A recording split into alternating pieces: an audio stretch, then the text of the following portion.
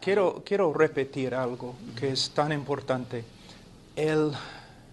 La importancia de la iglesia local y la importancia del ministerio del pastor o de los pastores de una iglesia local, ¿no?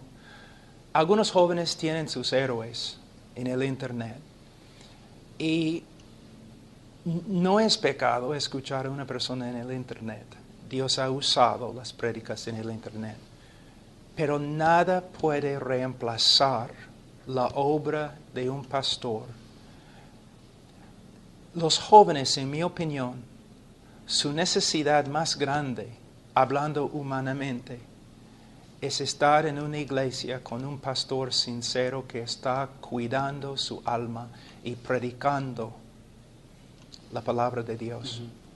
Y cuando nosotros escuchamos un conferencista que va a predicar un mensaje, es posible que él ha estudiado un mes para su mensaje, ¿no? Pero el pastor está predicando 2, 3, 4 sermones a la semana y enseñando clases de discipulado. Entonces, necesitamos darnos cuenta que estamos hablando de dos cosas totalmente diferentes. Y no debemos juzgar las prédicas del pastor, ¿no?, en base de algunas prédicas en el internet o en una conferencia. Mira, en mi opinión, y de verdad es mi opinión, creo que tengo una base bíblica, pero es mi opinión que la persona más importante en el reino de Dios es el pastor de la iglesia local. Y va a ser el hombre que ha llevado a cabo su ministerio con fidelidad, también va a ser el hombre más recompensado. No es el hombre más famoso en el internet. Puede ser el pastor desconocido ministrando en una iglesia de 20 personas en la selva del Perú. ¿Me entiendes? Es muy importante. Y todos los jóvenes, yo siempre, cuando ellos vienen a mí, estoy predicando y los jóvenes se me acercaron, yo siempre les he dicho o les he preguntado, ¿cómo se llama tu pastor? ¿En qué iglesia estás ministrando? ¿No? Y lamentablemente muchos jóvenes no me pueden contestar. Y nunca van a crecer a la madurez a menos que se dediquen a una iglesia local con un pastor bíblico. Eso me lleva a una pregunta también, que me considero bastante importante. Ya un cristiano reconoce su condición, está entendiendo cada vez más el Evangelio, está creciendo casi, podríamos decir así, por su propia cuenta. Y se comienza a abrir los ojos y comienza a ver que en su iglesia las cosas no andan bien, que ya no es lo que, a la luz de las Escrituras, no es una iglesia bíblica. ¿Cómo puede, qué pasos debería seguir? Primeramente, el joven, antes que él cuente las fallas en su pastor y la iglesia, él debe mirar dentro y contar las fallas en su propia vida. Él debe también reconocer que todo lo que hacemos debemos hacer con amor.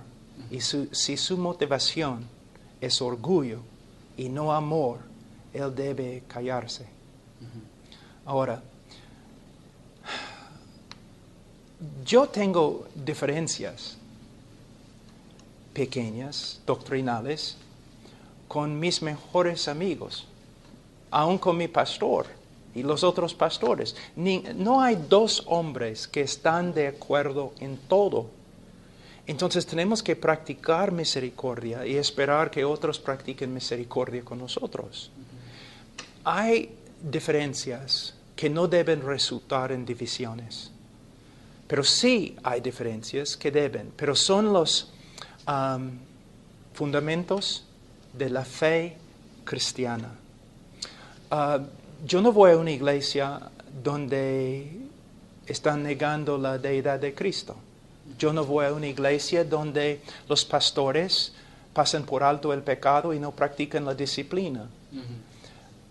Tampoco voy a ir a una iglesia donde el pastor solamente se para en el púlpito criticando a los demás pastores porque no tienen buena teología. Entonces, el joven, si tiene un problema, él debe estudiar la Escritura y orar y pasar un tiempo simplemente esperando, escudriñando las Escrituras. Si tiene un problema, él debe ir al pastor. Él no debe ir a otros hermanitos en la iglesia, porque es lo que un lobo hace. Él debe ir al pastor y debe ir con respeto, con humildad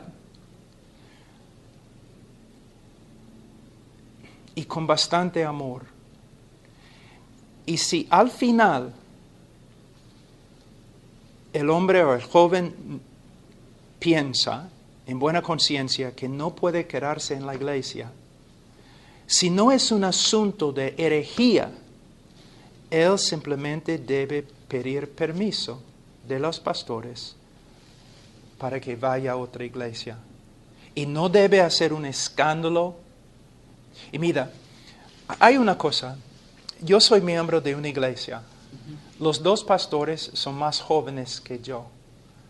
Pero yo me someto a mis pastores y les trato con bastante respeto. Y cuando yo tengo quizás un desacuerdo o un problema, yo voy a ir a ellos, pero con bastante reverencia y respeto. ¿Me entienden? Y el joven tiene que hacer lo mismo. Él no debe ir a otros jóvenes. Eso es lo que pasa mayormente, ¿no? Un joven comienza a escuchar un predicador en el internet que está diciendo quizás algo muy bíblico, quizás. Y él muestra a los otros jóvenes. Y todos ellos comienzan a decir, wow, lo que él está predicando no se encuentra en nuestra iglesia. Entonces comienzan a comunicarse con otros jóvenes y otras personas.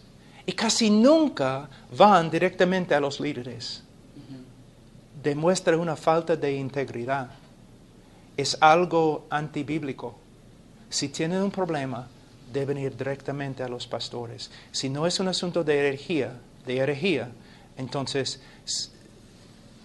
si los dos grupos llegan a la conclusión que deben separarse, deben hacerlo sin causar un escándalo. Yo alabo al Señor, yo doy gracias al Señor por la obra que Él ha hecho en Latinoamérica. No en los últimos 10 años, no en los últimos 20 años, pero en los últimos 80, 100 años. Y los hombres y mujeres que han servido al Señor con bastante fidelidad. Y es increíble porque hay pastores más jóvenes ahora, ¿no? Que están viendo bastante fruto.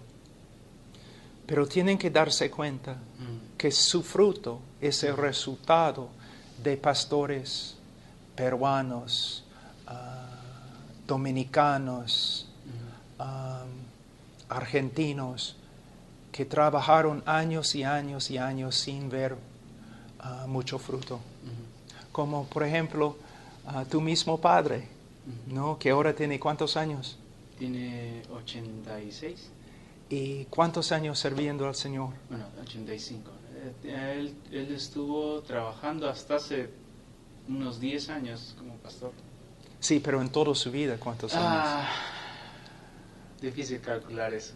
No, 50, por ahí 60. Más ¿no? o menos. Sí. Más o menos. Y mira, necesitamos darnos cuenta que son hombres como él, luchando años y años y años, sin ver mucho fruto a veces.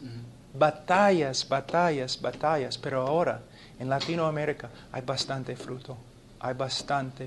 Y nunca debemos menospreciar el Evangelio que ha sido predicado todos estos años en Latinoamérica. Ujú.